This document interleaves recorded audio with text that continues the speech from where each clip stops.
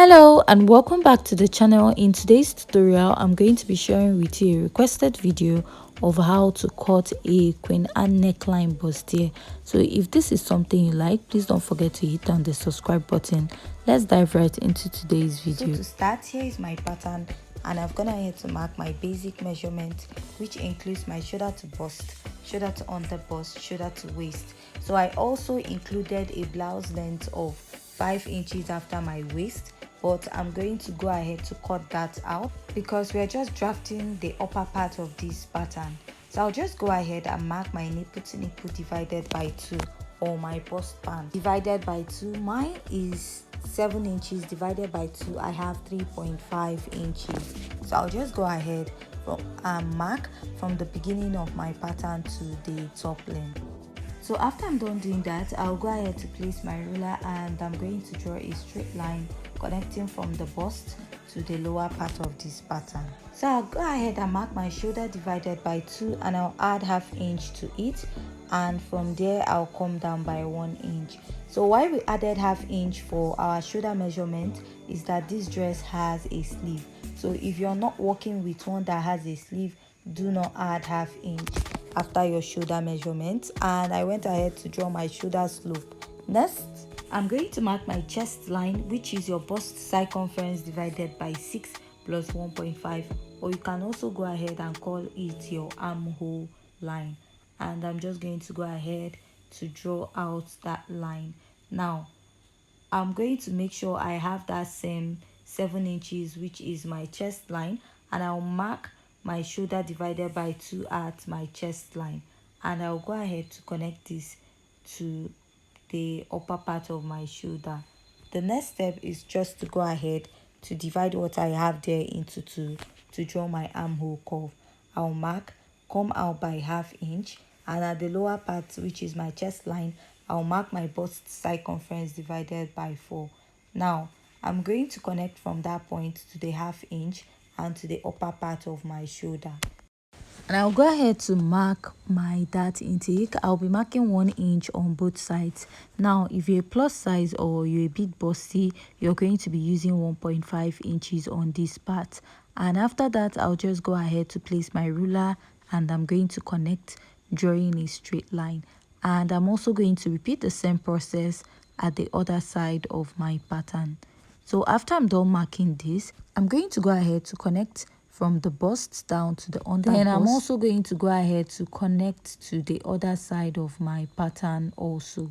So you're going to connect from the bust down to the under bust just like you did at this side, and I'll also go ahead to use my marker to outline this. So next, you want to decide where you want your neckline to start, and I'm going to go ahead to use 1.5 inches. You can also use 2 inches if you don't want to reveal more cleavage. So I'll just go ahead and draw a straight line at that point. So after I'm done drawing that, I'm just going to go ahead to mark my nipple to nipple divided by 2, and I'll extend that line to that 1.5 inches we came up at the chest line, and I'll be marking 1 inch that at the both sides of my pattern. So I'll go ahead and connect, and also at the other side I'll connect from my bust to from the 1.5 inches to my bust line. Go ahead to use my marker to make that very visible to see. So the next step is to go ahead and insert my body measurements. So I'll just go ahead and mark my bust circumference divided by 4, measure the dart intake, replace and add my sewing allowance. Now I'll mark my under bust circumference divided by 4, measure the dart intake, replace and add my sewing allowance. At the waistline, I'll mark my waist circumference divided by 4, and I'll measure this dart intake and replace it. So I'll just connect the rest of my pattern, so there's no need connecting to the top length. I'm just stopping at the waistline. So here's my pattern. I've gone ahead to just cut out that part so that it won't confuse you when I'm cutting this out. This is just a Queen Anne neckline bustier. So I just need my shoulder to waistline. So I've gone ahead already to mark 3 inches for the neckline. That is a basic neckline. From that point, I'll come in by half. So I'm just going to go ahead to replace these 2 inches that we have here on the side of my pattern, so that by the time we join our yoke or we join the bodice, it will be matching up with the yoke. And I'll just go ahead and connect it to my chest line as my new armhole at this side.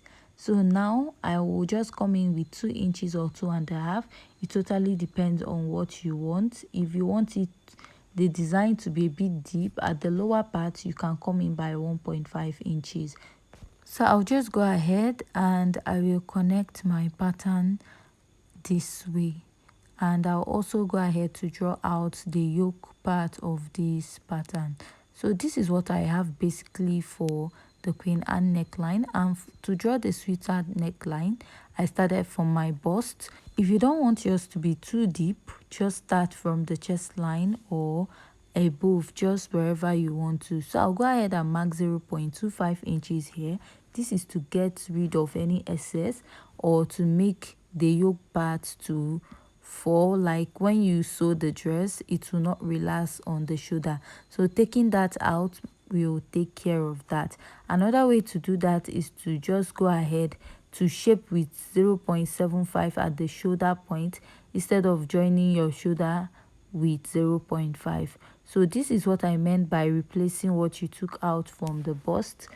By the time I'm done cutting you're probably going to see the reason why I added back that 2 inches. So I'll just go ahead and cut the rest of my pattern. So at this point, if you find this tutorial very interesting and educative, please don't forget to hit on the subscribe button. Give this video a thumbs up. If you have any question, please leave it at the comment section, and if you haven't yet dropped your comment, please also leave it down at the comment section. So this is what I have after I'm done cutting. So as you can see, this is looking very nice and very simple. And I also replaced that 2 inches so this is where your yoke will be meeting your pattern this way. So after that, we'll move over to the back pattern, and for the back pattern I've marked out all my basic measurements, and I'm going to go ahead to mark my nipple to nipple divided by 2. And after that, I'll just go ahead to place my ruler and connect. So the only difference between my front and back pattern is just the zip that I have in front. So after that, I'll just go ahead and mark 1/2 inch at the waistline, and I'll connect it up and also connect to this part. So after that, I'll mark my bust circumference divided by 4, and then go ahead to mark my sewing allowance. Now at the under bust, I'll mark my under bust circumference divided by 4. Measure the little dart intake, replace and add my sewing allowance together. So I'll mark my waist circumference divided by 4, measure the dart intake, replace and add my sewing allowance. So now I'll just go ahead to connect from the chest line to the under bust and the rest of the pattern. So after I'm done cutting out, this is what I have, and I went ahead to also mark out a basic neckline of 3 by 2 inches on this pattern. So at the waist, I'll go ahead and mark out my zipper bulge. To take out the bulginess at the zipper, I marked 1/2 inch, extended it all the way up, and I'll just go ahead to cut this out. So after I'm done, I'll just go ahead to cut out the neckline. I'll come in by 1/2 inch just like we did for the front, and I'm going to go ahead to connect this all the way down. So after I'm done connecting, I'll just go ahead to place my ruler, and I will mark a straight line connecting to my nipple to nipple. So here will be serving as the yoke of this pattern, and I will label it as yoke. So at this point, I'll come down by 1/2 inch, extend it to the chest line. So the reason why I did this is to make sure that at the lower part of the zip does not pop up when I'm wearing the dress. So at this point, I'll also come up by 1/2 inch or 0.25 inches, and I'll shape this out. So I'll just go ahead and cut out this pattern. So this is basically what you're going to be having for the back pattern, and you can decide to change the neckline of this dress if you don't want this type of yoke. So this is the back pattern. So you can go ahead and decide to blend in your dart, or you're going to leave it that way. So with this, we have come to the end of today's tutorial. See you in our next video. Thanks.